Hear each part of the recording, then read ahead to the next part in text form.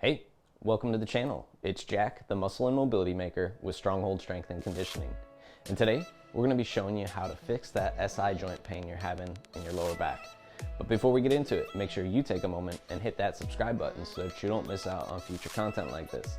Every Saturday, I'm putting out videos showing you how to resolve aches and pains, prevent injuries, and overall optimize your performance inside the gym and outside of it on your daily life and routine. And it doesn't get better than that. So take advantage of it. Ready? Let's go ahead and dive into this one.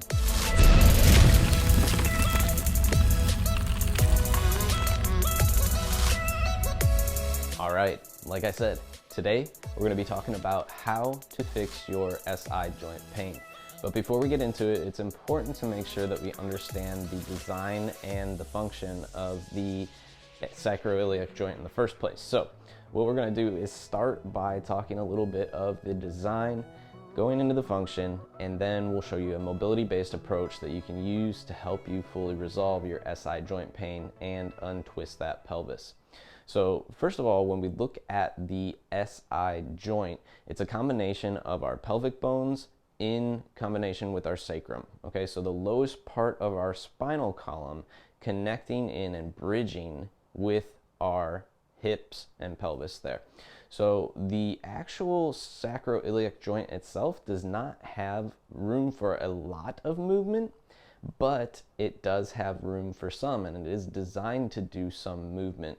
And that is where we often get caught up in a bad position and end up with a twisted pelvis. So things that you should be looking for in the first place that might be driving your sacroiliac pain might be, first of all, your core control. If you have poor control over your spinal column and your ability to actually move the spinal column well and stabilize the spinal column well, and a poor understanding of how that actually works, that can be driving your sacroiliac pain and causing you to end up twisted. Or if you have a history of injury downstream at the leg, that could also be something that is driving your sacroiliac pain because it's limiting that movement even further and causing you to get jammed in a twisted position. So those are just some things for consideration. But to talk about the actual design of the sacroiliac joint, when we look at the sacrum itself in combination with those two pelvic halves, it makes a bridge-like, arch-like structure. So statically, the structure itself is the actual center stone that is used to stabilize the pelvis and sacrum and take the weight from our upper body and transfer it into our lower body. Now, the other thing we can look at is how it's actually anchored in there through the ligaments and musculature and the tendons there. And that is making it more of a tensegrity system. So it works kind of in two ways there to absorb shock in our body and transfer force from the weight above down into the floor and soften that from the floor upward as well. So when we lack movement in that sacroiliac joint and we get caught, that is where we start to have that pain in our back, which can be pretty intense there overall and pretty nasty. So what we want to do is restore the balance of that tensegrity system and recenter that structure so that it is functioning the way that it should. And this is something that you may notice when you have that SI joint pain is a lateral pelvic tilt. So we often know and think about anterior pelvic tilt, but lateral pelvic tilt is when we see some form of rotation at the pelvis where one hip ends up being higher than the other, and there is literally a downslope off to one side or the other. So this is when you are more likely to see that SI joint pain if you have lateral pelvic tilt, and bringing that back into a structural balance is key to resolving your back pain overall. So let's go ahead and dive into how you'll actually do that. All right, the first thing we're going to start with is a banded distraction of the hip and the pelvis on the side that's giving you more trouble. What we want to do is anchor the band on a post nice and low, and then we're going to place it up at the hip crease nice and high. Once we're there, we're going to carefully rotate over so that the foot that's crossed over the thigh is touching the floor and the outside of that leg is down to the ground. From there, you can grab the ankle to help yourself settle into the position a little bit more and relax Our whole goal here is to simply diaphragmatically breathe for at least 2 minutes, letting the band pull and distract the hip and the pelvis on that side.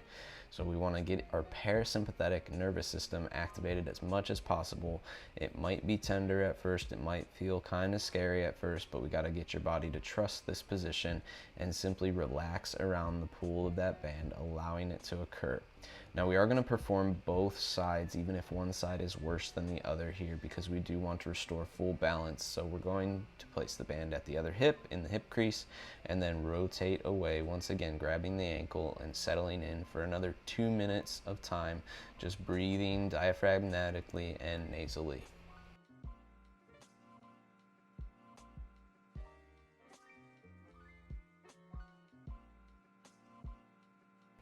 Next, we're going to anchor the band at hip height and step in with one leg at a time, taking the banded leg back as we go into a deep lunge.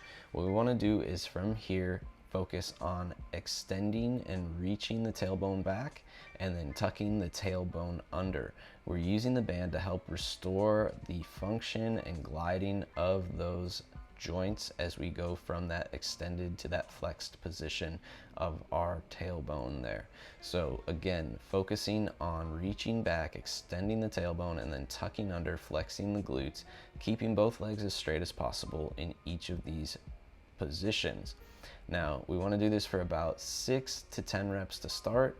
As you build more comfort, you can build up to 10 to 15 reps over time. And again, we are going to perform both sides of this mobility to make sure that we are restoring both sides equally, keeping the pelvis balanced and the sacrum balanced. So even if one side is more challenging than the other, we do want to perform both sides to help restore that function to both sides and keep balance.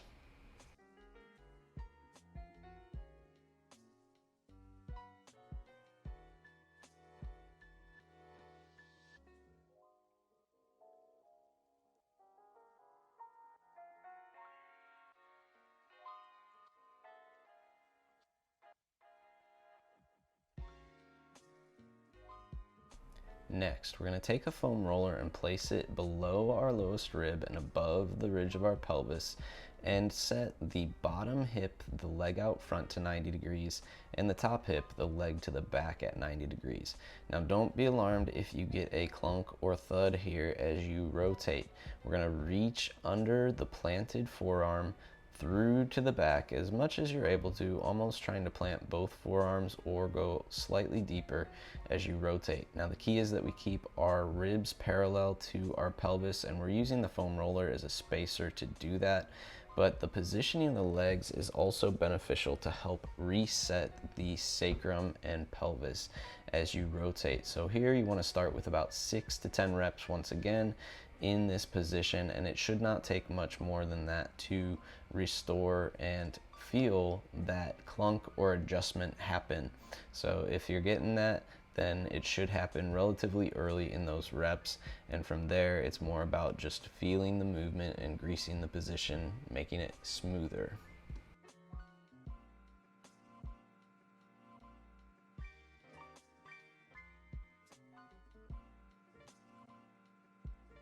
And if the foam roller rotations didn't get a clunk, then this one might. So what we're using is a dowel here, and using counter action. So I have the dowel under one leg and over the other. My leg that's over is trying to press and extend out, while my leg that's under is driving up. So they're countering one another.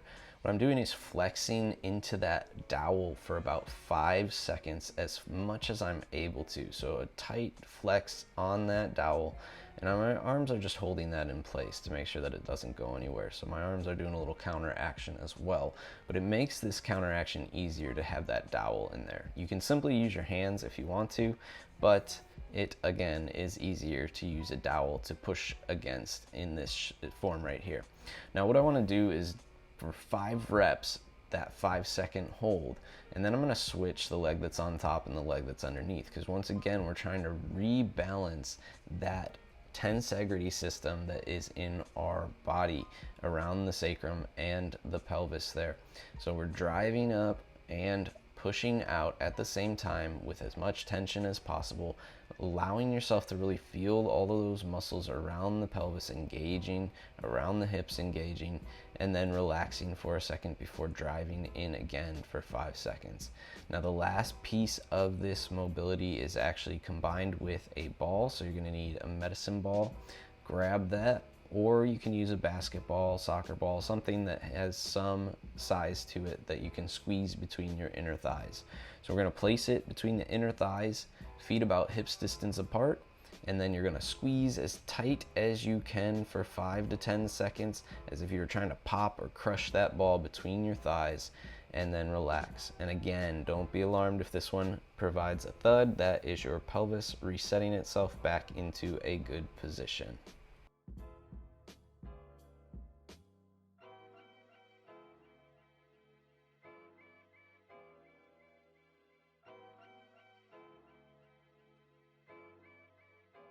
All right, now that we've adjusted your pelvis, we want to make sure that we stabilize around it. So the first one we're going to start with is restoring the natural movement of your sacrum and pelvis. So we want to internally rotate the knees with the feet planted at hips distance.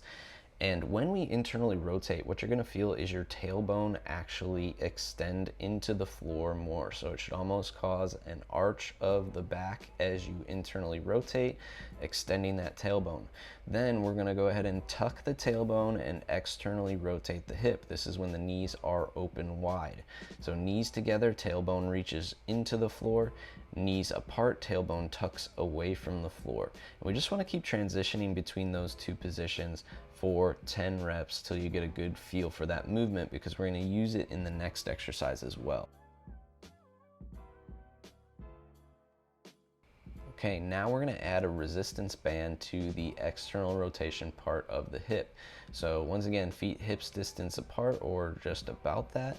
You're going to touch the knees together or reach the knees toward one another in the bottom, and then drive open into the band and hip up with that tailbone tucked. Okay, so again, you should feel that movement of your pelvis going from the sacrum in an extended position to the sacrum in a flexed position and bridging up while it is flexed and stable. What our pelvis and sacrum are doing there is when the knees come together, it actually creates more space at the SI joint. So it kind of separates in and opens up or creates width at the back of your body. When we open it up, it stabilizes and narrows that. So here we're also going to do it in a internally rotated form, that bridge. So place a yoga block or a ball between your knees, and then we're going to take the feet a little bit wider than the hips. Try and hold that block in there as you bridge up. Again, this is now changing how we're moving, so we have more space at the actual SI joint as we're performing this. This might feel a little bit awkward at first, so start slow on each of these, 6 to 10 reps to begin with, but then you can always build up to 10 to 15 to build more muscular endurance and stability around the movement in time.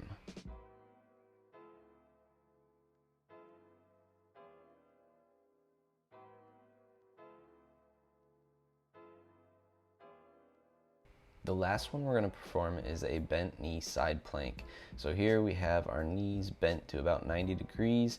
We have a clamshell shape, so the leg that's on top is actually planted by the other foot so you can drive down through the floor. And we want that open leg to also open up into the floor. This should really get your glutes firing quite heavily in this as you hip up each time. Now you're planted on the forearm. You'll notice I'm kind of angled up toward the ceiling with my other arm behind my back. This is the alignment we want. We want to make sure that you're not rounding forward toward the floor, but actually opening up toward the ceiling and stabilizing in this slightly angled position. Now on this one, we do want to perform both sides again going from 6 to 10 reps to 10 to 15 reps over time.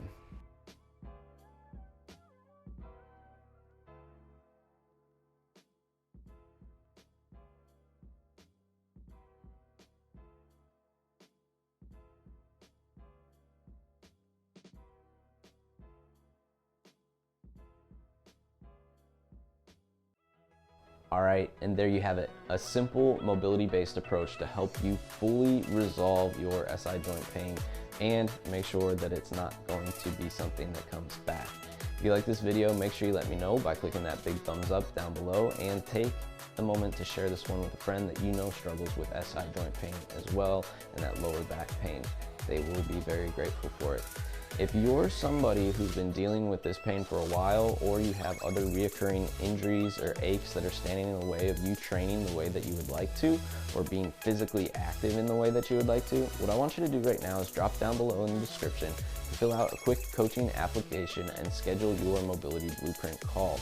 This is an opportunity to jump on a Zoom call with me so that we can currently assess your movement where it's at, see where your mobility limitations are, and then tailor a mobility blueprint based off of what your needs are and what your goals are to help you move in that direction to get pain-free and overall improve your performance over a 12-week period.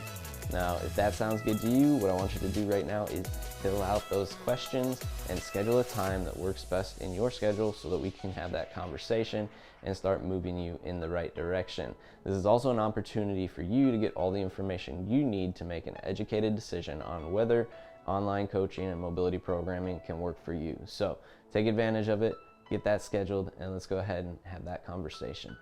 Last but not least, if you have not already, what I want you to do right now is hit that subscribe button so that you don't miss out on future content like this. Every Saturday I'm putting out videos showing you how to resolve aches and pains, prevent injuries, and overall optimize your performance inside the gym and outside of it in your daily life and routine, and it does not get better than that. Welcome to the Stronghold Bar. We'll see you next week.